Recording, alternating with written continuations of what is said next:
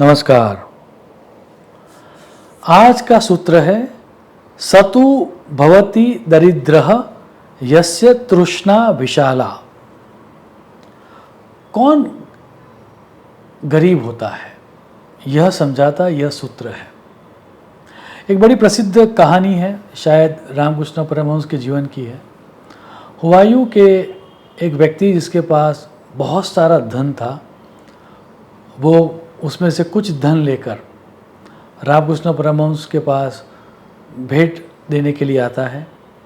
और जब वो आ रहा था उससे पहले ही उनके आसपास जो लोग होते हैं वो लोग कहते हैं कि ये 10,000 रुपये का दान कर रहा है, ये 10,000 रुपये का दान कर रहा है। जब वो व्यक्ति आया तब भी लोगों ने बोलना स्टार्ट किया कि ये तो 10,000 रुपये का दान कर रहा है। जब व्यक्ति वो खुद आया तब भी वो यही बोल रहा था कि वैसे तो मेरे पास ये लाखों रुपये है, करोड़ों रुपये है, लेकिन इसमें से मैं ये 10,000 रुपये का दान कर रहा हूँ। मैंने इतने रुपये का दान यहाँ पर किया था, इतने रुपये का दान वहाँ पर किया था। अब ये सब सुनने के बाद अचानक रामकृष्ण खड़े हो जाते हैं अपनी जगह से और कहते हैं कि लगता है कि जितनी बातें आप पैसों की कर रहे हो, आपको मुझसे ज़्यादा ज़रूरत है पैसों की, तो आप ये जो मुझे पैसे दे रहे हो वो पैसे आप खुद ही रख लो। वो तो चले जाते हैं, उनको पैसे वापस दे देते हैं रामकृष्ण।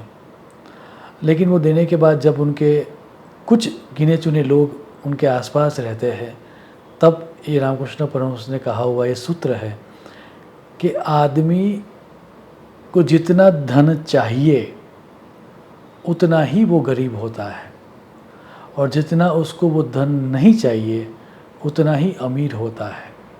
और यही बात समझाता हुआ यह सूत्र है, सतु भवति दरिद्रः। वह व्यक्ति दरिद्र है कौन? यस्य तृष्णा विशाला, जिसकी डिज़ायर्स बाउंडलेस है, जिसकी डिज़ायर्स अनंत है। उसका अर्थ ये हुआ कि जितनी व्यक्ति की डिज़ायर्स ज़्यादा होगी उतना ही वह व्यक्ति गरीब होगा। तो आदमी गरीब पैसों से नहीं होता, आदमी गरीब होता है खुद की इच्छाओं के कारण। और इसीलिए इस बात को समझाते हुए ये सूत्र लोक साहित्य में भी प्रसिद्ध है।